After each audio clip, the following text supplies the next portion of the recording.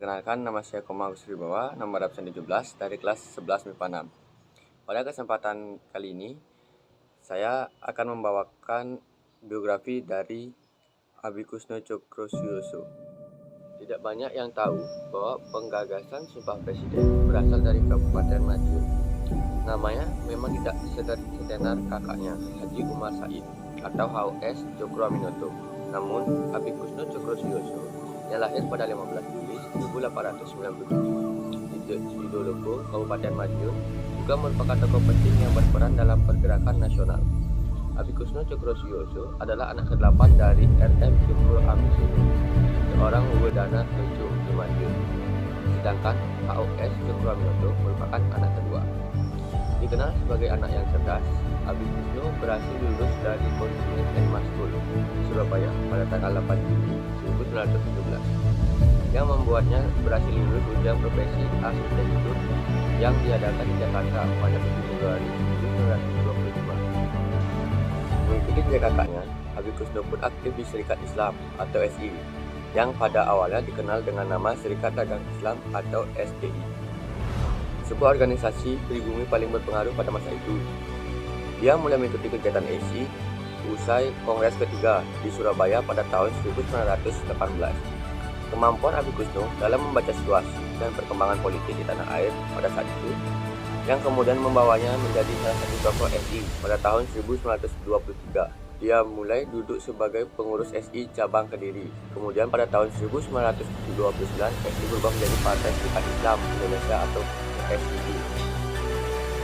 Dikutip dari Wikipedia, setelah Cokro Aminoto meninggal pada 17 Desember 1934, terjadi permasalahan internal dan perpecahan di tubuh PSII yang disebabkan karena adanya perbedaan pandangan terkait hubungan partai dan pemerintahan Hindia Belanda. Abikusno dikenal keras kepala, memilih bersikap non-kooperatif terhadap Belanda. Sedangkan sejumlah tokoh yang lain seperti Agus Salim lebih menganjurkan PSII untuk lebih kooperatif supaya pergerakan partai dapat lebih leluasa.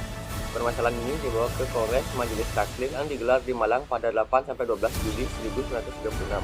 Kongres tersebut membawa Abikusno ke tampuk kepemimpinan PSII, memperoleh dukungan dari Muhammad Husnin Tahmir dan Arif Syarifuddin. Fokus Abikusno untuk segera memerdekakan Nusantara membuatnya membentuk Gabungan Politik Indonesia atau GAPI melalui Rapat Nasional di Jakarta pada 21 Mei 1939. GAPI merupakan sebuah federasi partai politik nasionalis Indonesia pada masa pemerintahan Hindia Belanda. Pada masa pendudukan Jepang, di tahun 1942, Abikusno menjabat di anggota Putra, Pusat Tenaga Rakyat, Dewan Pertimbangan Pusat pada saat pendudukan Jepang di wilayah Indonesia, serta menjadi anggota Badan Penyelidikan Usaha-Usaha Persiapan Kemerdekaan Indonesia atau BPUPKI sebagai perwakilan dari golongan Islam. Dalam perkembangannya, Abikusno pun ditunjuk sebagai anggota Komite NEN atau Panitia 9 BPUPKI. Panitia 9 ini ditunjuk karena terjadinya kebuntuan saat membahas asas dan dasar negara pada saat sidang 1 BPUPKI pada 29 Mei 1945 sampai 1 Juli 1945. Pada 22 Juli 1945 berhasil merumuskan rancangan Undang-Undang Dasar yang telah disebut sebagai Piagam Jakarta. BPUPKI menyetujui rancangan tersebut dengan melakukan beberapa perubahan, di antaranya mengubah syarat pertama dasar negara Pancasila dari ketuhanan dengan kewajiban melaksanakan syariat Islam bagi pemimpin-pemimpinnya menjadi ketuhanan yang maha esa. Pada saat rapat tersebut memasuki sesi pembahasan tentang Sumpah Presiden, Abikusno mengajukan usul pertama kali dan diterima melalui beberapa perubahan. Hal ini membuat Abikusno memperoleh gelar sebagai penggagas Sumpah Presiden.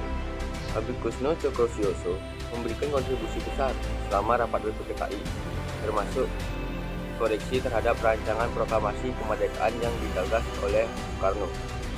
Setelah Indonesia merdeka, Abikusno menjabat sebagai Menteri Perhubungan dan Menteri Pekerjaan Umum pertama pada 19 Agustus hingga 14 November 1945, dan kemudian lagi sebagai Menteri Perhubungan pada masa Kabinet Ali Susilo Amidjojo I pada 1953 sampai 1954.